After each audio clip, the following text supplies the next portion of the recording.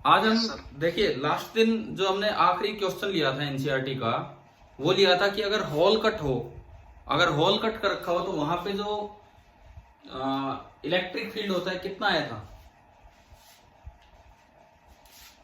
अगर conduct sigma upon 2 epsilon not. Sigma upon 2 epsilon not, ये आपका आ गया था परपेंडिकुलर डायरेक्शन में। यहीं से अगला टॉपिक बनता है, बिल्कुल यहीं से सर अगला ये जो topic. Sigma upon 2 epsilon not आया था वहाँ पे होल पे उस जगह पे अगर बीच में कहीं और देखे तो वहाँ पे भी वही होगा। कहीं और कहाँ? ये मतलब कि जैसे जो होल था उसके अंदर किसी भी पॉइंट पे स्पेस में अंदर ना ना देखो, सुनो, जहाँ होल है उसकी जगह अंदर कहीं और ले तो। ये मान लो अगर ये पूरा क्लोज होता, अगर ये पूरा क्लोज होता तो पूरा क्लोज होता तब तो अंदर तो हर जगह कितना होना था, जीरो। जीरो होना था। लेकिन अगर आपने इसको कट कर दिया, अगर आपने इसको कट कर दिया, अब अंदर कितना होगा वो देखने का तरीका ये है, आपने यहां से एक चार्ज हटा दिया, कितना चार्ज हटाया है?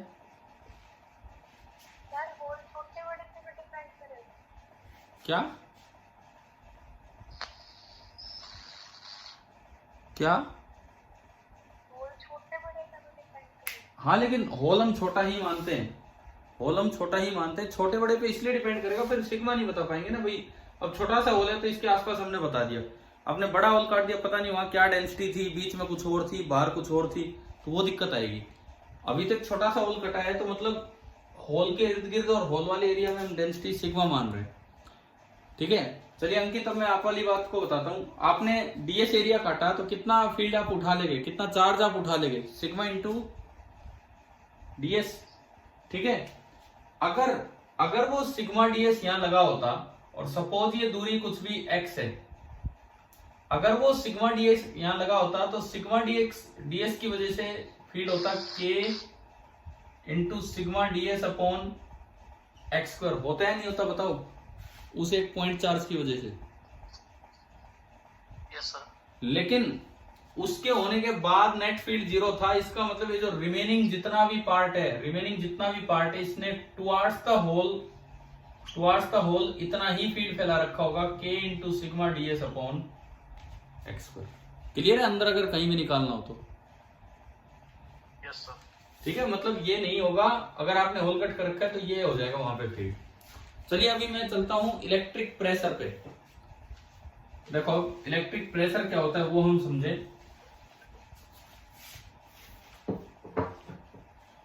देखिए जैसे मान लो ये एक कंडक्टर है, अगेन ये आपका कोई कंडक्टर है और किसी जगह, मैं नहीं कह रहा स्फेरिकल है, लेकिन किसी जगह लोकल चार्ज डेंसिटी, यहां की जो लोकल चार्ज डेंसिटी है दैट इज सिग्मा, और ये पूरा चार्ज है, let it be positively charge.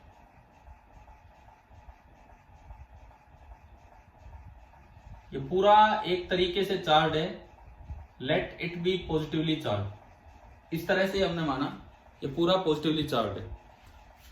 अब अगर बीच में मैं कहीं देखूं, मुझे बताना है प्रेशर। प्रेशर होता है फोर्स अपॉन एरिया, पता है ना हमें? प्रेशर आपका होता है परपेंडिकुलर फोर्स अपॉन एरिया। तो उसके लिए आपको किसी एलिमेंट पे फोर्स निकालना होगा। सपोज मैंने एक डीएस एरिया लिया, मान लो एक डीएस एरिया लिया, तो थोड़ी देर के लिए इस पे फोर्स निकालना अगर है तो ये बताओ इस डीएस एरिया पे चार्ज कितना होगा?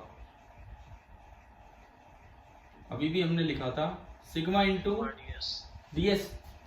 अगर मुझे प्रेशर निकालना है तो इस पे फोर्स निकालना होगा। अगर इस पे फोर्स निकालना होगा तो ये जो आपका बनेगा ना, ये dq, it will become the test charge, क्योंकि इस पे तो आप क्या निकाल रहे हो? फोर्स निकाल रहे हो। और जो रिमेनिंग सारा पार्ट बच गया, ये सारा का सारा पार्ट, ये क्या बन जाएगा आपका? क्या लिखा है मैंने? सोर्स।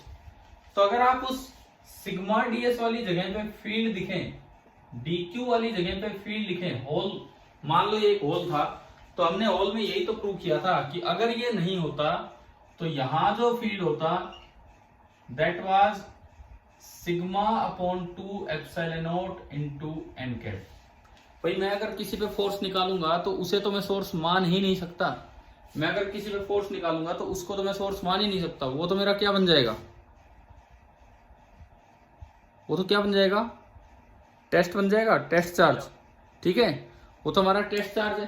तो रिमेनिंग की वजह से वहां फील्ड निकालना, और रिमेनिंग की वजह से फील्ड निकालने का मतलब है जैसे हॉल में फील्ड निकाला था, तो यहाँ फील्ड तो इसके लिए ये होगा सोर्स के कारण, और चार्ज dq आपका बैठा है सिग्मा इंटू ds। तो जो इस पे df लगेगा, जो इस पे df लगेगा वो कितना लगेगा, dq इंटू ई।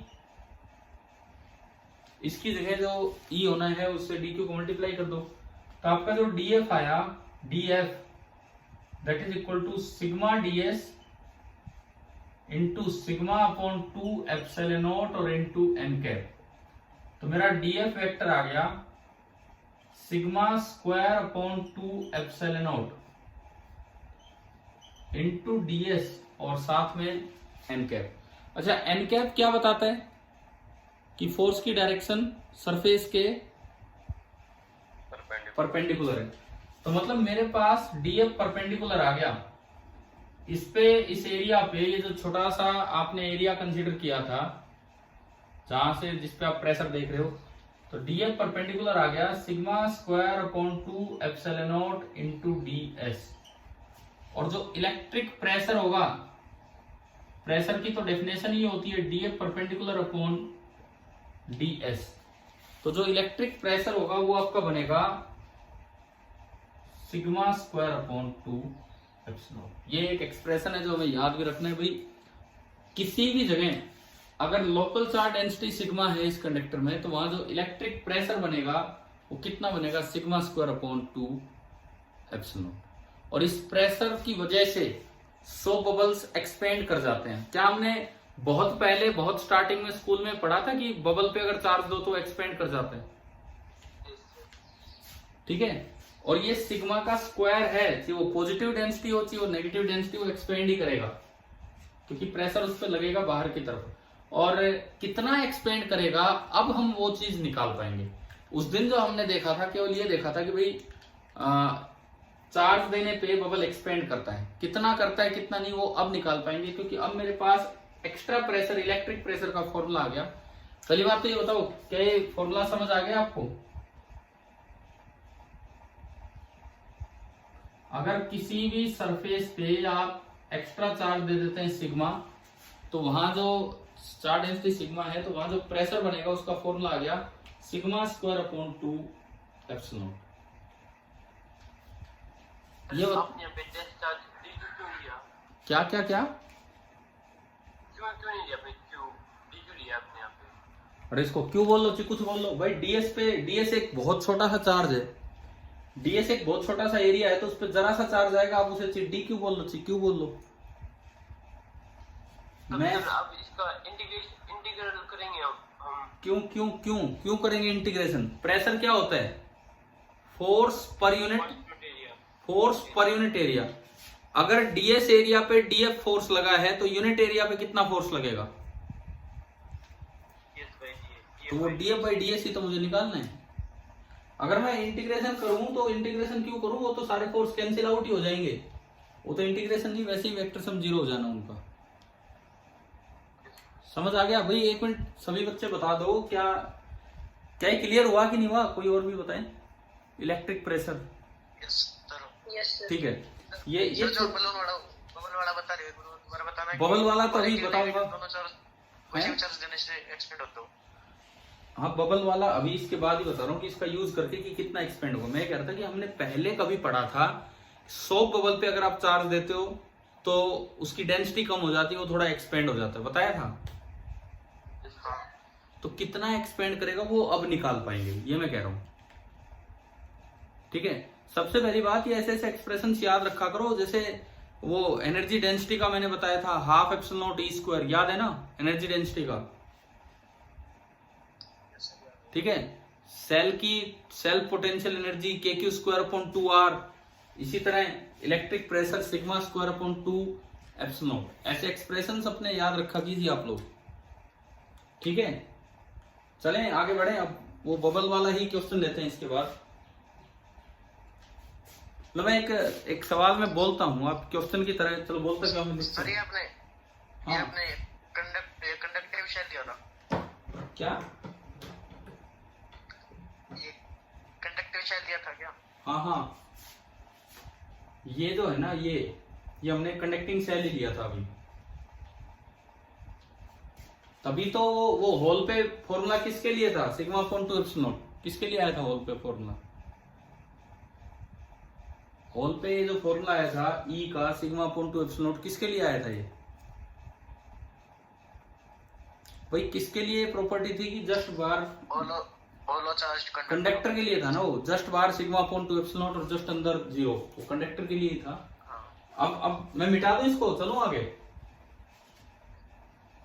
Yes sir. ठीक है, अब वो सवाल लेते हैं 100 बबल वाला।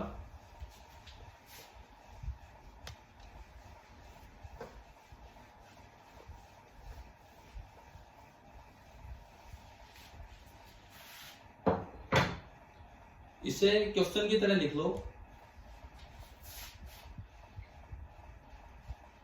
ए सोप बबल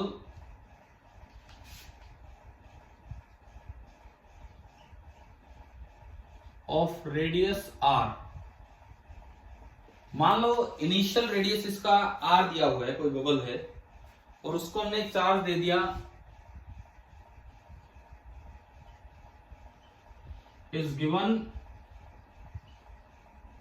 ए चार्ज क्यू। एक बबल था, उसका रेडियस आर था, और अब उस पर चार्ज दे दिया Q.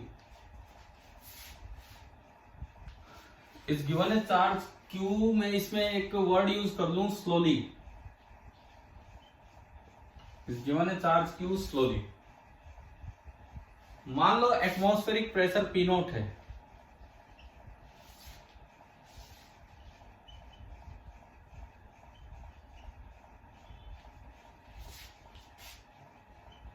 if the atmospheric pressure be P नोट, जो बाहर का प्रेशर है, एटमॉस्फेरिक प्रेशर अगर P नोट है, तो आपको ये बताना है कि बबल में कितना इंक्रीज होगा रेडियस में। What will be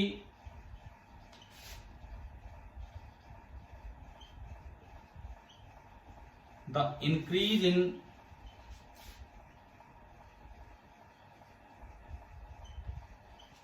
radius of bubble due to charging. एक बार ये बताओ, ये तो ध्यान है कि हमने पढ़ा था कि एक्सपेंड कर जाएगा, रेडियस बढ़ेगा, इससे डेंसिटी कम हो जाएगी वॉल्यूम बढ़ने से, ठीक है। अब इन्होंने पूछा है कि भाई कितना कितना बढ़ेगा, अगर मान लो बढ़ा भी है तो कितना बढ़ेगा। तो एक तो ये बताओ इसमें वर्ड स्लोली क्यों यूज किया है? क्योंकि अराउंड से चार्ज देना पड़ेगा, एक साथ देंगे तो फट से। यहाँ पे इस स्लोली का मतलब ये है, आपने प्लस वन में पढ़ा होगा, जितनी भी स्लो प्रोसेसेस होती हैं वो सारी आइसोथर्मल होती हैं। पढ़ा है कि नहीं पढ़ा है?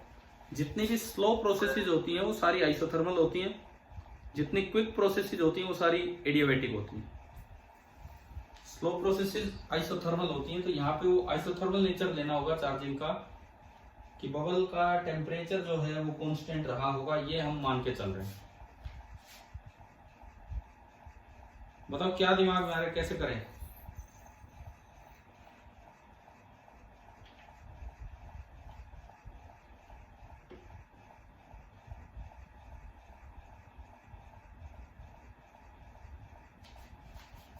हाँ भाई बोलो। चलो मैं थोड़ा सा शुरुआत करवा देता हूँ, सुनिए।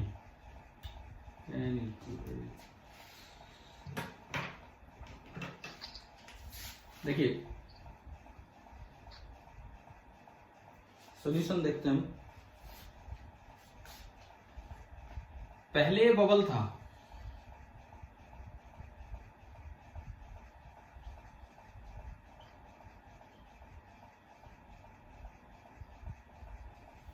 विदाउट चार्जिंग ये था, इसका रेडियस सपोज कीजिए आर है। अब आपने इस पे चार्ज दे दिया क्यू, वो एक दूसरे को रिपेल करेगा, प्रेशर लगाएगा sigma square upon 2 epsilon not, उससे इसका जो नया रेडियस है that is r plus D R.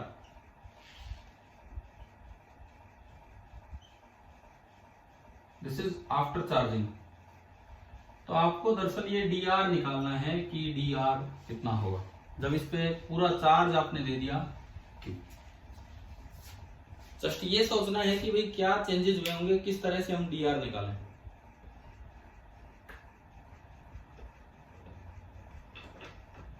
Pressure में क्या कुछ फर्क आया होगा पहले और बाद में? पहले और बाद में प्रेशर में क्या कुछ फर्क आया होगा बताओ? पहले जो था अंदर से जो बबल का प्रेशर था, पहले जो था अंदर से बबल का जो प्रेशर था उसी को एक्सटर्नल प्रेशर को होल्ड करना पड़ता था। तो पहले जो P इंटरनल था that was nearly equal to P not. Exactly तो नहीं होता बिकॉज आपने प्लस वन में पढ़ा होगा एक्सेस प्रेशर।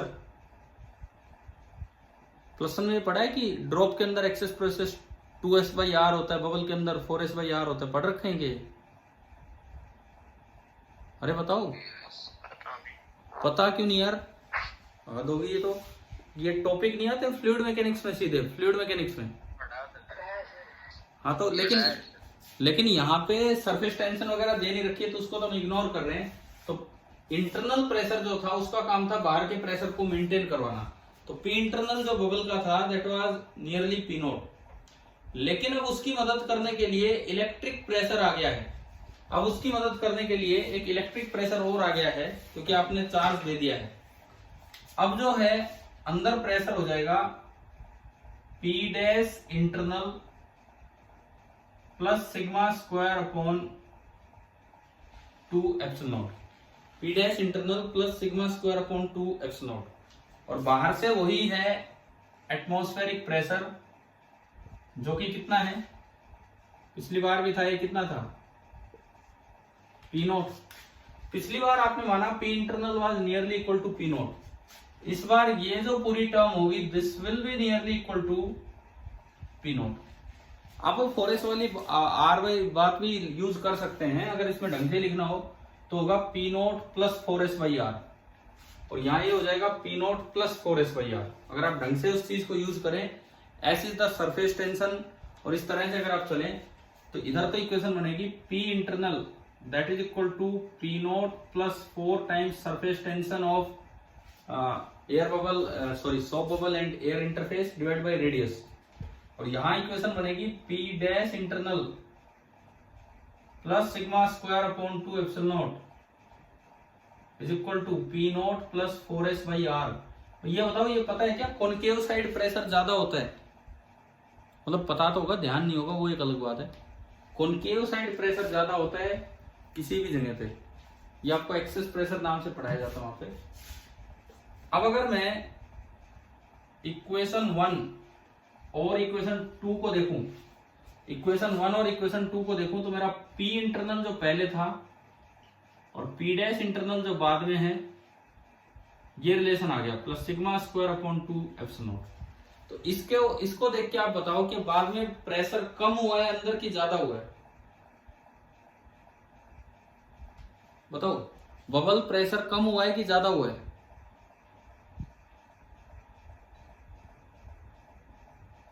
भाई इस इक्वेशन को देख के बताओ कि बाद में अंदर प्रेशर कम हुआ है कि ज्यादा हुआ है? P dash internal. अरे इन दोनों में कौन सा बड़ा है कौन सा छोटा है ये बता दो। सर कम हुआ है। हाँ, अगर इन दोनों में देखें पहले तो ये अकेला ही था, अब ये दोनों मिलके आ गए, यानी कि हमें ये पता लग गया कि जो P डैश इंटरनल है that is less than P internal, यानी कि जो चेंज इन प्रेशर हुआ dP वो नेगेटिव है, कम हुआ है। और वो कितना प्रेशर चेंज हुआ है? Sigma square upon 2 epsilon. तो आप ये बताओ चार्जिंग देने से बबल के अंदर प्रेशर में कितनी कमी आई, क्या ये पता लग गया? ठीक है, चार्जिंग करने से बबल के प्रेशर में कितनी कमी आई, क्या ये समझ आ गया आपको? अब मुझे ये बताओ, ये स्लोली का मतलब मैंने माना बताया आपको कि जितनी भी स्लो प्रोसेसेस होती हैं वो सारी कैसी होती हैं? सारी की सारी कैसी होती हैं, आइसोथर्मल। तो आइसोथर्मल प्रोसेस में टेम्परेचर कांस्टेंट रहता है, और हम जानते हैं कि अगर टेम्परेचर कांस्टेंट रहता है तो प्रेशर इनटू वॉल्यूम भी कांस्टेंट रहेगा, यानी कि volume is inversely proportional to pressure. बताओ क्या ये समझ आ गया? ठीक है, volume is inversely proportional to pressure. तो अब यहां से मैं रेडियस में चेंज कैसे निकाल के लाऊं, बताओ। अगर प्रेशर में इतना चेंज हो गया minus sigma square upon 2 epsilon naught, अगर dP minus sigma square upon 2 epsilon naught है तो डीआर कितना होगा। अब तरीका देखें, इससे आगे देखिए आप, P इंटू वी कॉन्स्टेंट है, वॉल्यूम को मैं लिख सकता हूं 4/3 pi R cube, P into 4/3 pi R cube constant है, 4/3 पाई को भी हटा दो तो P इंटू आर क्यूब क्या हो गया आपका, P into r cube constant की कैटेगरी में आ गया है। ठीक है, दोनों साइड डिफरेंशिएट किया, डी बाई कोई भी variable dx P into r cube, या फिर आपको वैसे भी ध्यान होगा एरर वाला फॉर्मूला, एरर वाला फॉर्मूला याद है यहां से, तो उससे भी हम कर सकते हैं। R cube is equal to k by p आ गया, के इज सम कांस्टेंट, तो हम ये कह सकते हैं कि 3 times mod of del r by r this is equal to mod of del p by p. बताओ ये फॉर्मूला याद है आपको? डेल और डेल्टा में कोई फर्क होता है? ना कुछ नहीं है, सेम है, ये स्मॉल है बस और कुछ नहीं। ये याद है ना एरर का फॉर्मूला, एरर पावर होते हैं तो ऐसे देखते हैं। Yes sir. तो यहां से अपने डेल आर या डी आर निकाल लो, डी आर कितना आ रहा है, कैसे निकालोगे डेल आर या डी आर, डायरेक्ट आगे देखो, D R is coming out to be mod of DP upon P और इंटू आर बाई 3, ये आपका आंसर आ गया। मोड ऑफ डीपी कितना है, मोड ऑफ डीपी अभी हमने देखा था प्रेशर में कितनी कमी आ रही है, minus sigma square upon epsilon not. तो मैं बचा हुआ काम इस साइड लिख देता हूं अगर ये दिख रहा हो तो मेरा जो चेंज इन रेडियस आया वो आया मोड ऑफ डीपी मतलब sigma square upon 2 epsilon not into R by 3 और divided by P. Initial pressure लगभग आप कितना मान सकते हैं, क्योंकि सरफेस टेंशन वगैरह तो दे नहीं रखी है, तो इनिशियल प्रेशर लगभग आपने माना कितना, पी नॉट। अच्छा सिग्मा कितना होगा, आंसर तो आ गया लेकिन इसमें सिग्मा थोड़ी दिया, मैं तो क्यू दिया था, सिग्मा कितना होगा। हाँ, अगर मैं यहां से इसका सिग्मा लिखूं तो सिग्मा होगा Q divided by 4 pi R square. जब आप ये सिग्मा इसमें पुट करोगे तो एक तो Q स्क्वायर बनेगा अपॉन आर इज पावर 4 बनेगा, एक आर उसमें ऊपर बैठा वो कट जाएगा, डिवाइडेड बाई ये एक बार ये नंबर बताओ कितना हो गया, 2 इंटू 3 6 और वो 4 का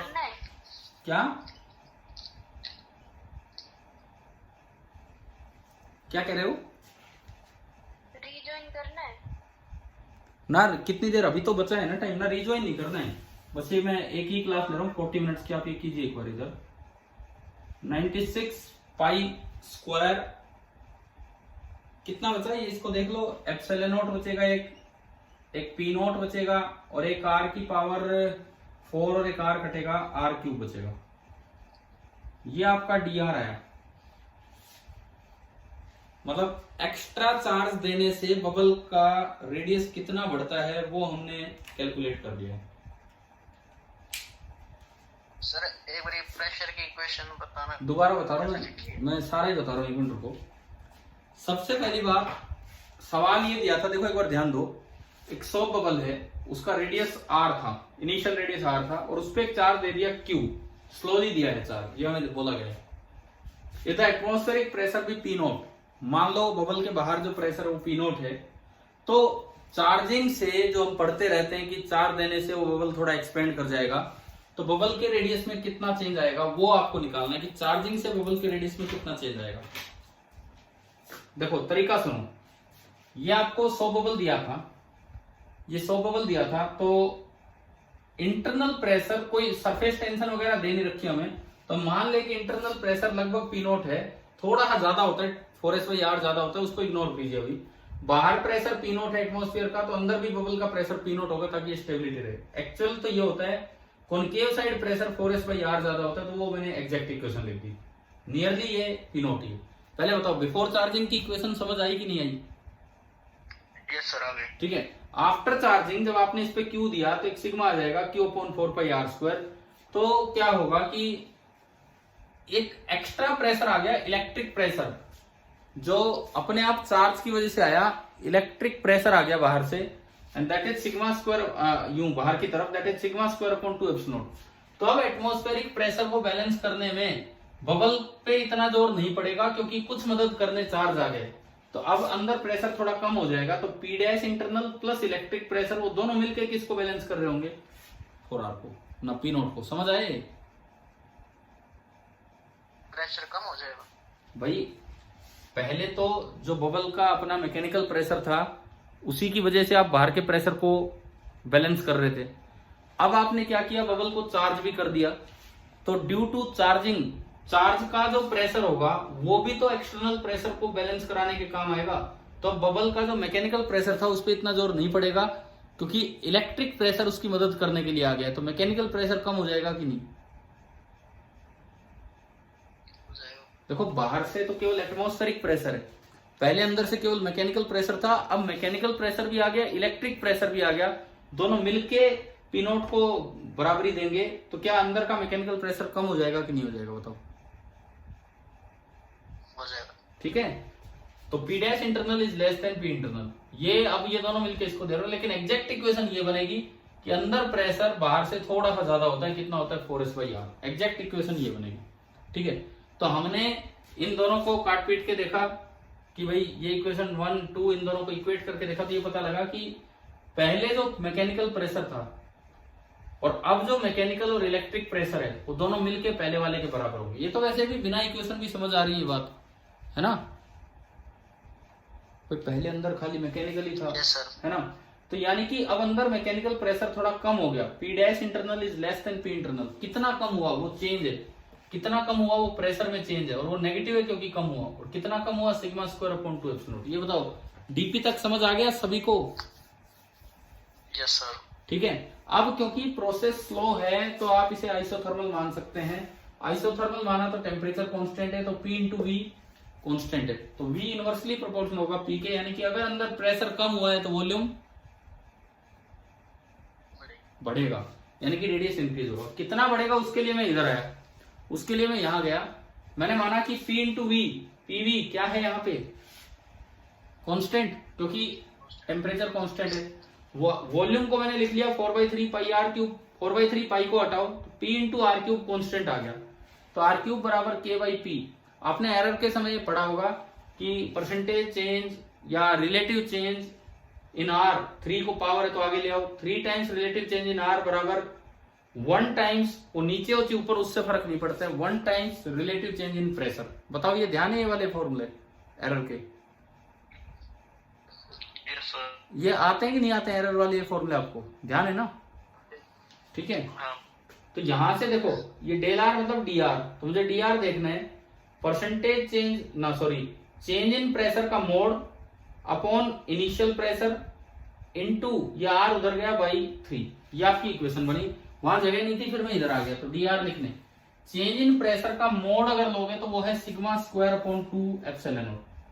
चेंज इन प्रेशर का मोड अगर आप लेंगे तो वो आया σ²/2ε0 इनटू r/3, और वो इनिशियल प्रेशर था वो लगभग P नॉट था, तो इनटू P नॉट, और लास्ट स्टेप में मैंने सिग्मा की वैल्यू रखी Q/4πr²।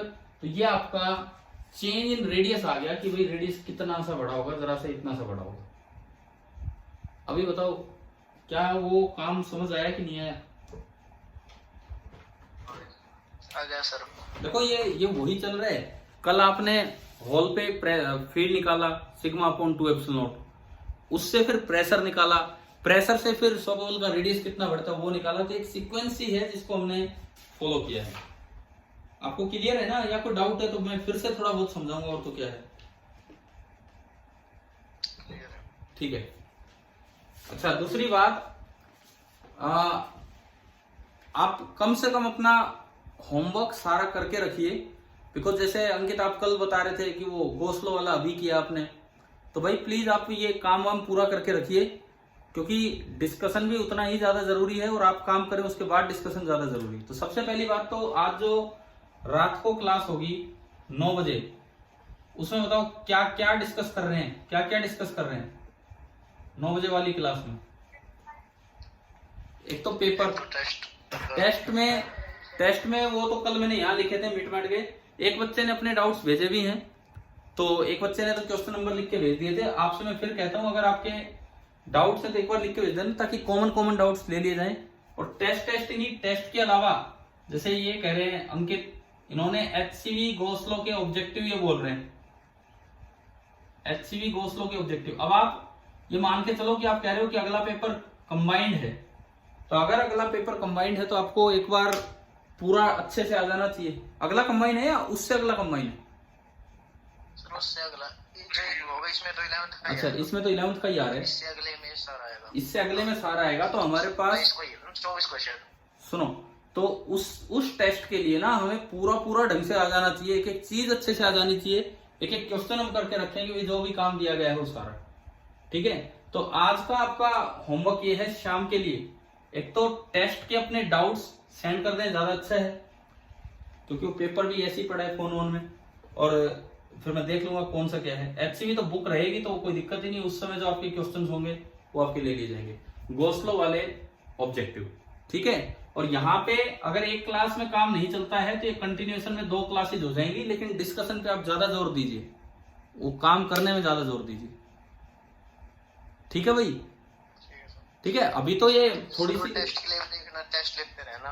ठीक है, दिन में एक बार देखो ऐसा है, मैं अगर आपको वैसे असाइनमेंट की तरह दे दूं, ये करो वो करो, तो क्या वो टेस्ट की तरह आप नहीं ले सकते हो क्या? ठीक है, ये भी सही है। नहीं, एक तरीका ये होता है, वो उसमें आपकी ईमानदारी है। मैं एक असाइनमेंट सेंड कर दूं, 1-2 घंटे बाद उसकी आंसर की सेंड करूं, आप खुद देखें कितने नंबर आपके आए कितने नहीं, क्या वो नहीं कर सकते हैं क्या? या वो फिर कंप्यूटर वाला ही सारे काम में वो विजेंद्र भाई इन्वॉल्व होंगे, सबको इन्वॉल्व करना पड़ेगा, भाई ये बनाओ, ये उसमें डालो, ये उसमें डालो, वो कई देर का काम हो जाता है वो। बताओ क्या कह रहे हो? हाँ, तो मैं आपको एज ए पेपर जैसे स्कूल में लेते थे, ऐसे एज ए टेस्ट दे दिया करूंगा, छोटे आप है ना, मतलब दिन में असाइनमेंट भेज दो और शाम को जैसे डिस्कशन कर रहा हो तो भैया आंसर की। हाँ, तो उसमें आप फिर उसमें उससे पहले मैं आपको की भेज दिया करूंगा, ताकि आप मुझे ये भी बताएं कि आपके मार्क्स कितने बने। ठीक है, और भी कोई तरीका होगा तो देखेंगे। चलिए, अभी तो ये कितना टाइम बचा है इस क्लास का? 3 मिनट है, तो कुछ नया शुरू करने की बजाय मैं आपको एक क्वेश्चन दे रहा हूं, जो आप ये मिटा दो, भाई ये हो गया। ठीक है, मैं आपको क्वेश्चन दे रहा हूं जो आप करके रखें शाम तक, मतलब इस डिस्कशन के साथ साथ ये सवाल भी शाम को डिस्कस हो जाए।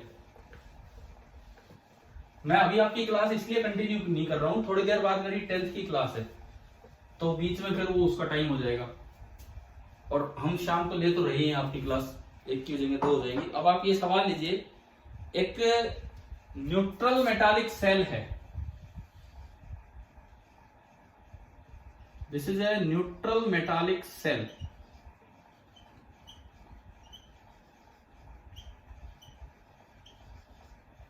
इस पे कोई चार्ज नहीं दे रखा, और इसका रेडियस है r, ये इसका सेंटर है, और इसके सेंटर से मान लो स्मॉल r डिस्टेंस दूर एक पॉइंट चार्ज रखा है q, और इस पे कुछ मैं पॉइंट दे रहा हूं, let this point be a and let this point be b and let this point be d, a b d 3 point मैंने आपको दिए हैं। ए, बी और डी, और एक पॉइंट हो गया आपका सी। इन चारों पॉइंट्स पे, ए, बी, सी और डी पे, इन चारों पॉइंट्स पे आपको पोटेंशियल लिखना है। कौन कौन से पोटेंशियल लिखने हैं वो सुनिए, मतलब आपको टेबल कंप्लीट करनी है। V ड्यू टू Q, बाहर बैठे Q की वजह से। एक तो आपको लिखना है V due to small q। अब जब ये सेल है तो कुछ इस पे चार्ज इंड्यूस होंगे कि नहीं, बताओ हमें बोलो। होंगे सर। तो V due to induce charge इन चारों पॉइंट्स पे, और एक आपको V नेट लिखना है इन चारों पॉइंट्स पे। और वो हमारी अजम्पशन रहती है कि assume V at infinity to be 0, वो ना भी दी हो तो भी हम मान के चलते हैं। मतलब इस सवाल में आप ये सीखेंगे खाली इंड्यूस चार्जेस का भी पोटेंशियल लिखना हो तो कैसे लिखते हैं। तो हम शाम को लें यहां से डिस्कशन, शुरुआत यहां से कर लें शाम को। Yes sir. Yes sir. ठीक है, चलिए तो अब तो समय होने वाला होगा। एक तो ये काम है, पेपर के डाउट्स आप भेज दीजिए क्योंकि वही उसके बाद हम डिस्कस कर रहे होंगे। ठीक है, और HCV ऑब्जेक्टिव को लो। Thank you.